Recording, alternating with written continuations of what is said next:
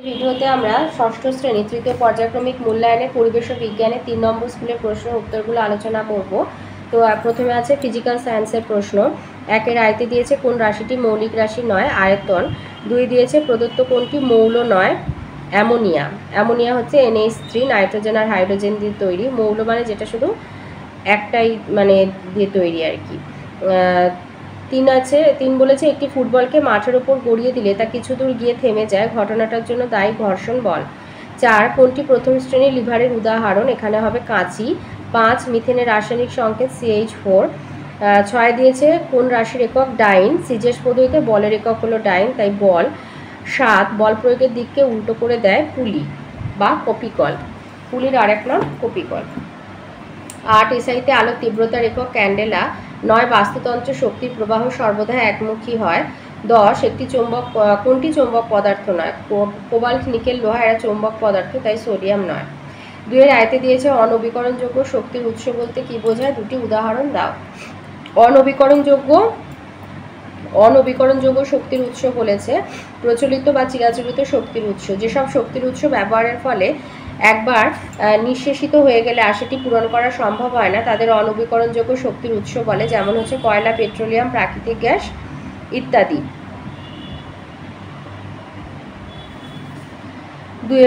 ২ দিয়েছে প্রথম শ্রেণীর লিভার কাকে বলে, চিত্রের সাহায্যে বুঝিয়ে দেয়।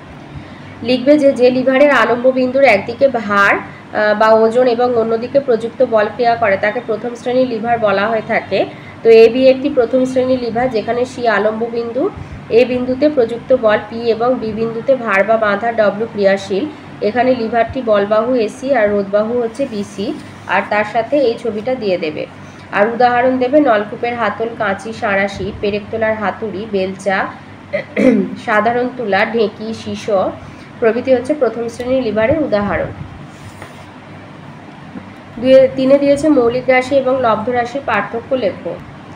মৌলিক রাশি আর লব্ধ রাশির পার্থক্য, যেসব ভৌত রাশি পরস্পরের উপর নির্ভরশীল নয় তাদের মৌলিক রাশি বলে, যেমন দৈর্ঘ্য, ভর, সময় ইত্যাদি। আর লব্ধ রাশি হচ্ছে যেসব ভৌত রাশি মৌলিক রাশির উপর নির্ভরশীল তাদের লব্ধ রাশি বলে, যেমন বেগ, আয়তন, ঘনত্ব। একক, মৌলিক রাশির এককগুলি হলো মূল বা প্রাথমিক একক, আর লব্ধ রাশির এককগুলো হলো লব্ধ একক। মৌলিক রাশির সংখ্যা হলো 7টি, লব্ধ রাশির সংখ্যা অসংখ্য। মৌলিক রাশিকে আর সরলতর অংশে ভাঙা যায় না, লব্ধ রাশিকে সমজাতীয় বা ভিন্ন জাতীয় মৌলিক রাশিতে ভাঙা সম্ভব। 4-এ দিয়েছে উদ্ভিদের বৃদ্ধি কোন যন্ত্রের সাহায্যে মাপা হয়, অক্সানোমিটার যন্ত্রের সাহায্যে মাপা হয়। আর একটি বলের ক্ষেত্রফলের মান নির্ণয়ের সূত্রটি পাই ইন্টু ব্যাসের স্কোয়ার বা ব্যাস ইন্টু ব্যাস। 5-এ দিয়েছে সালফার ট্রাইঅক্সাইড, হাইড্রোজেন সালফাইড আর কার্বন মনোক্সাইডের সংকেত লেখো। সালফার ট্রাইঅক্সাইড হচ্ছে SO3, hydrogen sulphide H2S, carbon monoxide CO। 6-এ দিয়েছে গতিশক্তি থেকে তাপশক্তি রূপান্তরের একটি উদাহরণ দাও আর বল প্রয়োগের 2টি প্রভাব লেখো। গতিশক্তি থেকে তাপশক্তির উদাহরণ হচ্ছে ছুরি, কাঁচি প্রভৃতি শান দেওয়ার সময় আগুনের ফুলকি বের হয় এবং বস্তুগুলি উত্তপ্ত হয়ে ওঠে।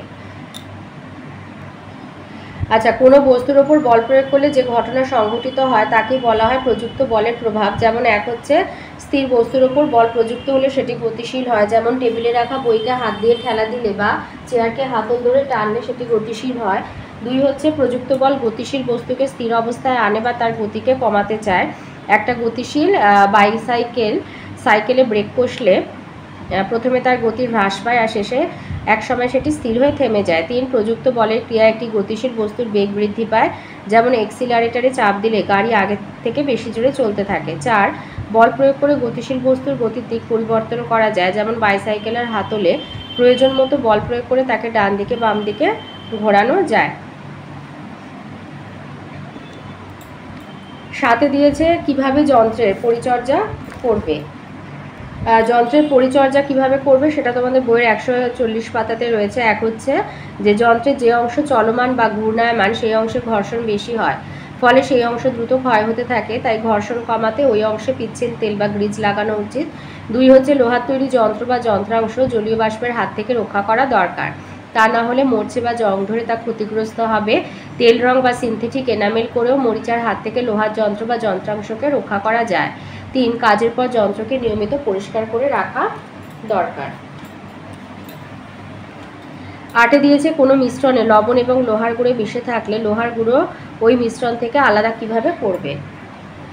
কোনো জিনিসে যদি লোহার গুঁড়ো মিশে থাকে তো এক্ষেত্রে আমাদের যেমন বলেছে যে লবণের সাথে লোহার গুঁড়ো মিশে আছে, তো ওই মিশ্রণের উপরে একটা শক্তিশালী চুম্বক ধরলে লোহার গুঁড়ো চুম্বকের গায়ে লেগে যাবে এবং লোহার গুঁড়ো মিশ্রণ থেকে পৃথক হয়ে যাবে। 9 বলেছে আনত তল কি, পেরেক আর স্ক্রুয়ের মধ্যে কোনটা কাঠের ব্লকে বেশি শক্তভাবে বসে থাকবে। ট্র্যাক্টর কি ধরনের যন্ত্র? ট্র্যাক্টর হচ্ছে জটিল যন্ত্র। আনততল বা নততল কোনো সমতল পাটাতনকে অনুভূমিক না রেখে ভূমিতলের সঙ্গে যে কোনো সূক্ষ্ম কোণে রাখলে যে যান্ত্রিক ব্যবস্থা গঠিত হয় তাকে আনততল বলা হয়।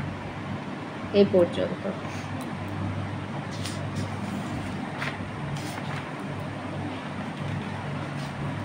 আর তারপরে যেটা দিয়েছে যে পেরেক আর স্ক্রুয়ের মধ্যে কোনটা কাঠের ব্লকে বেশি শক্তভাবে বসে যাবে। কাঠের ব্লকে পুঁতে দেওয়ার পর স্ক্রুটি কাঠের ব্লকে বেশি শক্তভাবে বসে থাকবে, অর্থাৎ স্ক্রুর সুবিধা পেরেকের চেয়ে অনেক বেশি, কারণ স্ক্রুয়ের গায়ে যে ধাতব প্যাঁচ থাকে তা আসলে একটি নততল। নততলে যান্ত্রিক সুবিধার কারণে কম বল প্রয়োগে স্ক্রুকে তক্তার মধ্যে প্রবেশ করানো যায়। এছাড়া স্ক্রুয়ের পেঁচানো অংশটি ধারালো বলে সহজেই স্ক্রু ড্রাইভারের সাহায্যে ঘুরতে ঘুরতে কাঠে বসে যায়, ফলে ব্লকটি ফেটে যাওয়ার সম্ভাবনা থাকে না। কিন্তু পেরেক পুঁতলে একদিকে যেমন অনেক বেশি বল প্রয়োগ করতে হয়, তেমনি হাতুড়ির ঘায়ে ব্লকটি ফেটে যাওয়ার সম্ভাবনাও থাকে। তাই কাঠের ব্লকে পেরেক পোঁতা অপেক্ষা স্ক্রু আঁটা অনেক সহজ। 10 দিয়েছে চুন জলের উপাদানগুলির নাম লেখা, চিনির মধ্যে কোন কোন মৌলের পরমাণু আছে। আচ্ছা, চুন জল মানে হচ্ছে কলিচুন, তার মধ্যে আছে ক্যালসিয়াম, অক্সিজেন আর হাইড্রোজেন। একটা ক্যালসিয়াম, 2টি অক্সিজেন আর 2টো হাইড্রোজেন।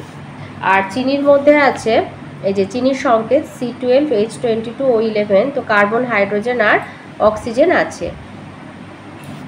তো এই ছিল ফিজিক্যাল সায়েন্সের প্রশ্ন। এবার লাইফ সায়েন্সে আসি। 1 আইতে বলেছে অ্যামিবার রাজ্য হলো প্রোটিস্টা। 2 টাইফয়েড জ্বরের জন্য দায়ী জীবাণু হলো এক প্রকার ব্যাকটেরিয়া। 3 বলেছে কোনটি পরিযায়ী পাখি নয়, রাজহাঁস। 4 বর্জ্য পদার্থ ডিডিটি পাওয়া যায় কৃষি জমিতে। 5 বোলতাদের সমাজ জীবন নিয়ে গবেষণা করেন রাঘবেন্দ্র গডাগকার। 2 দাগে আসি। আইতে বলেছে কোন পর্বের প্রাণীর নালীপদ আছে, একাইনোডার্মাটা। 2 দিয়েছে কোন শৈবাল জল রেশম নামে পরিচিত, এটা স্পাইরোগাইরা লিখবে। 3 দিয়েছে ট্যাক্সন কি। ট্যাক্সন কাকে বলে? জীবজগতের উদ্ভিদ ও প্রাণীকে যথাযোগ্যভাবে শ্রেণীভুক্ত করার গোষ্ঠীগত একককে ট্যাক্সন বলে। 4 দিয়েছে ব্লাবার কি, তিমির চামড়ার নিচে থাকা পুরু চর্বি স্তরকে ব্লাবার বলে। 5 দিয়েছে 2টি বিষাক্ত বর্জ্য পদার্থের নাম অ্যাসবেস্টস আর আর্সেনিক। 6 দিয়েছে একটি খাদ্য উপযোগী শৈবালের নাম ল্যামিনারিয়া। 3 আইতে আছে শূন্যস্থান পূরণ বলেছে উপযুক্ত শব্দ বসিয়ে। ঝিনুকের বাইরে চারিদিকে ক্যালসিয়াম কার্বনেটের শক্ত আবরণকে বলে সেল বা খোলক, আর কি খোলস যেটা বলে খোলক বলে। 2 মশের দেহের ওপরের অংশে টুপির মতো দেখতে গঠনটি হচ্ছে ক্যাপসুল। 3 ভারতবর্ষে ফাইলেরিয়া রোগের বাহক হচ্ছে কিউলেক্স মশা। 4 ফেলে দেওয়া জিনিস থেকে নতুন কাজের জিনিস তৈরি করার পদ্ধতি হচ্ছে রিসাইকেল। 4 আছে স্তম্ভ মেলানো, চিংড়ি হবে ডি, আর্থ্রোপোডা। 2 দিয়েছে এককোষী ইউক্যারিওটিক হবে এ, প্রোটোজোয়া। 3 আছে গোলকৃমি হবে নিমাটোডা। আর 4 ব্রুট পাউচ হবে সি হর্স। 5 আইতে দিয়েছে সংক্ষিপ্ত টিকা লেখো। আইতে বলেছে জীববৈচিত্র্য সংরক্ষণ। আচ্ছা, টিকাগুলোর জন্য 2 নাম্বার আছে, তো একটুখানি লিখে দেবে কাকে বলে আর জীব বৈচিত্র্য সংরক্ষণের উপায়। যে বিজ্ঞানসম্মত পদ্ধতি দ্বারা বিভিন্ন জীব প্রজাতিকে নিরাপত্তা প্রদান, পরিমিত ব্যবহার ও পুনরুদ্ধারের মাধ্যমে ধ্বংসের হাত থেকে রক্ষা করা হয় তাকে জীববৈচিত্র্য সংরক্ষণ বলে। উপায় হচ্ছে 2 রকম, একটা ইনসিটু আর একটা এক্সিটু। ইনসিটু সংরক্ষণ হচ্ছে জীব প্রজাতি যে প্রাকৃতিক পরিবেশে জন্মায়, বড় হয় ও বংশবিস্তার করে, সেখানেই জীব প্রজাতিকে সংরক্ষণ করাকে ইনসিটু সংরক্ষণ বলে। যেমন বনের বাঘকে বনেই সুরক্ষিতভাবে সংরক্ষণ করা।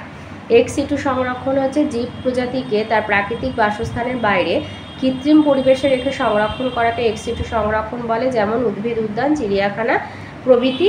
এর সাথে একটা গুরুত্ব একটু দিয়ে দেবে যে মানব জীবনে জীববৈচিত্র্যের গুরুত্ব অপরিসীম। খাদ্য, বস্ত্র, ওষুধ উৎপাদন এমনকি পরিবেশের ভারসাম্য রক্ষার সকল জীবের বিশেষ ভূমিকা দেখা যায়, তাই জীববৈচিত্র্য সংরক্ষণ একান্ত প্রয়োজন। এইটুখানি দিয়ে দেবে। আচ্ছা, এর পরের টিকাটা দিয়েছে জৈব অভঙ্গুর বর্জ্য পদার্থ। জৈব অভঙ্গুর বর্জ্য পদার্থ লিখবে যে প্রাকৃতিক পরিবেশে যে সমস্ত বর্জ্য পদার্থ সমূহ সহজে ভাঙে না, মাটিতে মেশে না এবং পরিবেশে চক্রাকারে আবর্তিত হয় না তাদের জৈব অভঙ্গুর বা নন বায়োডিগ্রেডেবল বর্জ্য পদার্থ বলে, যেমন মার্কিউরিক লবণ, ডিডিটি, বিএইচসি, প্লাস্টিক, বিভিন্ন ধাতু প্রভৃতি। এর সাথে এটা একটু দিয়ে দেবে যে জৈব অভঙ্গুর বর্জ্য পদার্থ অণুজীব দ্বারা প্রাকৃতিক উপায়ে পরিবেশে বা মাটিতে মিশতে পারে না, অর্থাৎ এর বিয়োজন ঘটে না। ফলে প্লাস্টিক, কাঁচ ইত্যাদি মাটিতে, নদীতে, কৃষি জমিতে, সমুদ্রে দিনের পর দিন জমতে থাকে এবং ওই স্থানে জীববৈচিত্র্যকে ধ্বংস করে আর জমির উর্বরতা হ্রাস করে। এমনকি জৈব অভঙ্গুর বর্জ্যগুলো খাদ্য শৃঙ্খলার মাধ্যমে বিভিন্ন প্রাণীর দেহে প্রবেশ করে জৈব বিবর্ধন ঘটায়। আর এটাও পুরোটা লিখে দেবে। অপরদিকে জৈব ভঙ্গুর বর্জ্য পদার্থ অণুজীব দ্বারা বিয়োজিত হয়ে মাটিতে বা জলে মিশে যায় আর ওই স্থানের উর্বরতা বৃদ্ধি করে। তাই জৈব ভঙ্গুর বর্জ্য পদার্থ থেকে জৈব অভঙ্গুর বর্জ্য পদার্থ বেশি ক্ষতিকারক। তিনে দিয়েছে মৌন নৃত্য। মৌন নৃত্য দু রকমের আছে, একটা চক্রাকার নৃত্য আর একটা হচ্ছে ওয়াগেল নৃত্য। তো কার্ল ফন ফ্রিস এর মতে খাদ্যের উৎস মৌচাক থেকে 100 মিটার দূরত্বের মধ্যে থাকলে মৌমাছি যে বৃত্তাকার নৃত্য করে তাকে চক্রাকার নৃত্য বলা হয়ে থাকে। আর জার্মানি প্রাণীবিদ কার্ল ফন ফ্রিসের মতে খাদ্যের উৎস মৌচাক থেকে 100 মিটারের বেশি দূরে থাকলে শ্রমিক মৌমাছিরা যে এইট আকৃতির নৃত্য করে তাকে ওয়াগেল নৃত্য বলা হয়ে থাকে। এই নাচের মাধ্যমে মৌমাছি দুটি সংবাদ দেয়, একটা হচ্ছে খাদ্যের উৎস আর মৌচাকের মধ্যে দূরত্ব, আর দুই মৌচাকে কোন দিকে খাদ্যের উৎস আছে। এর সাথে এটা দিয়ে দিতে পারো যে খাদ্য সংগ্রহে মৌমাছির নাচের গুরুত্ব। কোনো শ্রমিক মৌমাছি খাদ্যের উৎসের সন্ধান পেলে চাকের সামনে বিভিন্ন প্রকার নাচের ভঙ্গিতে দেহ সঞ্চালনের মাধ্যমে চাকের অপর শ্রমিক মৌমাছিদের খাদ্যের উৎস সম্পর্কে সংকেত প্রদান করে। খাদ্যের উৎসের অবস্থান আর দূরত্ব বোঝানোর জন্য মৌমাছির নাচ খুব গুরুত্বপূর্ণ। বেশি দূরত্বের ক্ষেত্রে ওয়াগেল নৃত্য আর কম দূরত্বের ক্ষেত্রে চক্রাকার নৃত্য দেখায়। 4 আয়তে আছে হোয়াইটেকার বর্ণিত 5 রাজ্য শ্রেণীবিন্যাসটি উদাহরণসহ রেখাচিত্রের মাধ্যমে উপস্থাপন করো। এই ছবিটা দেবে যে সমগ্র জীবজগৎকে সুগঠিত কোষের গঠন আর কোষ অঙ্গাণুর উপস্থিতি অনুযায়ী প্রোক্যারিওটিক জীব আর ইউক্যারিওটিক জীব এই দুইটি ভাগে ভাগ করা হয়। বিজ্ঞানী হুইটেকার এই দুইটি ভাগকে নিয়ে জীবজগৎকে মোট 5টি রাজ্যে বিভক্ত করেছেন। তাহলে একটা হচ্ছে প্রোক্যারিওটিক, একটা ইউক্যারিওটিক। প্রোক্যারিওটিক হচ্ছে মনেরা, ব্যাকটেরিয়া, নীলাভূ সবুজ শৈবাল, মাইক্রোপ্লাজমা। আর ইউক্যারিওটিক হচ্ছে এককোষী জীব, বহুকোষী জীব। এককোষী জীব প্রোটিস্টা, অ্যামিবা, ডায়াটম, ইউগ্লিনা। বহুকোষী জীব আবার কোষ প্রাচীরযুক্ত, কোষ প্রাচীরবিহীন। কোষ প্রাচীর হলো অ্যানিমেলিয়া প্রাণী রাজ্য, আর সমস্ত প্রাণী গোষ্ঠী আর কোষ প্রাচীরযুক্ত ক্লোরোফিলবিহীন, সালোক সংশ্লেষে অক্ষম অর্থাৎ পরভোজী। ফাঙ্গি ছত্রাক যেমন ইস্ট, পেনিসিলাম অ্যাগারিকাস।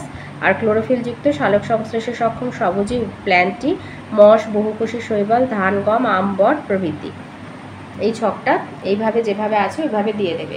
ওর সাথে অথবাতে রয়েছে উদ্ভিদ রাজ্যের শ্রেণীবিভাগ একটি করে উদাহরণসহ রেখাচিত্রের মাধ্যমে উপস্থাপন করো। তো এই ছবিটা দিয়ে দেবে, ছকের সাহায্যে উদ্ভিদ রাজ্যের শ্রেণীবিভাগ এই ছবিটা দিয়ে দেবে। 2 নম্বর বলেছে কাককে সামাজিক পাখি বলা হয় কেন? কাকেদের সামাজিক পাখি বলে কেন? কাকেদের মাঝে মাঝে সভা বসে, সেখানে শত শত কাক জড়ো হয়। কাকেদের কেউ বিপদে পড়লে সব কাকরা একসঙ্গে জড়ো হয়ে কাকা করে ডাকতে থাকে, তখন আশেপাশের বাকি কাকেরাও ঝাঁকে ঝাঁকে ছুটে আসে। কাকেদের এইরকম সামাজিক আচরণের জন্য এদের সামাজিক পাখি বলে। ওর সাথে আছে জলের মাছরা কিভাবে শ্বাসকার্য চালায়। মাছ মুখ দিয়ে জল গ্রহণ করে এবং কানকোর মাধ্যমে বাইরে বের করে দেয়। কানকোর নিচে থাকে ফুলকা হলো মাছের শ্বাসঅঙ্গ।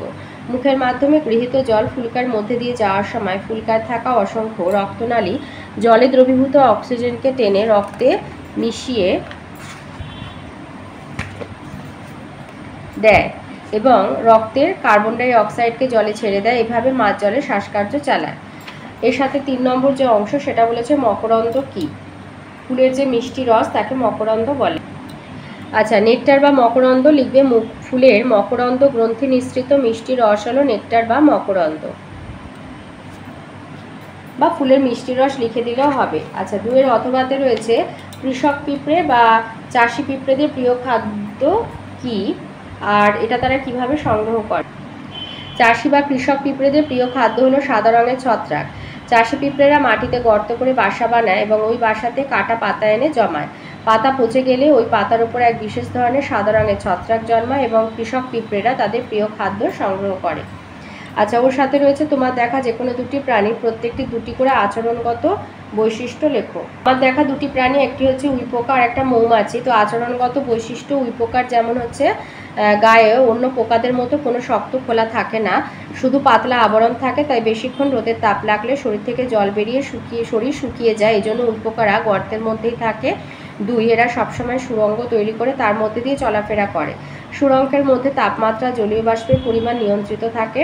3, উইপোকাদের প্রধান খাদ্য হলো গাছের কাঠ অংশ। এদের পেটের মধ্যে ট্রাইকোনিম নামে পরজীবী জীবাণু থাকে বলে এরা কাঠের সেলুলোজ শর্করা পর্যন্ত হজম করতে পারে।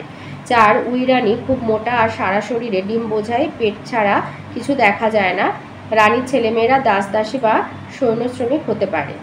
আর মৌমাছির বৈশিষ্ট্য হচ্ছে, মৌমাছি সমাজে একটি রানী, অসংখ্য শ্রমিক, অল্প কিছু পুরুষ মৌমাছি থাকে। রানী মৌমাছি আকারে বড়, এরা ডিম পাড়ে। শ্রমিক মৌচাক তৈরি করে, মধু তৈরি করে, শত্রুরা আক্রমণ করলে তাদের তাড়ায়। 3, শ্রমিক মৌমাছির মোম গ্রন্থি থেকে তৈরি মোম, কাঠ ও পাতার মণ্ড মিলে মৌচাক তৈরি হয়। শ্রমিক মৌমাছিদের পেটের পিছনে হুল লাগানো থাকে। অন্য কোনো প্রাণী মৌচাক আক্রমণ করলে এরা হুল ফোটায়। হুলটি সেই প্রাণীর শরীরে আটকে থাকে আর মৌমাছির পেট থেকে খুলে আসে, ফলে শ্রমিক মৌমাছি মারা যায়।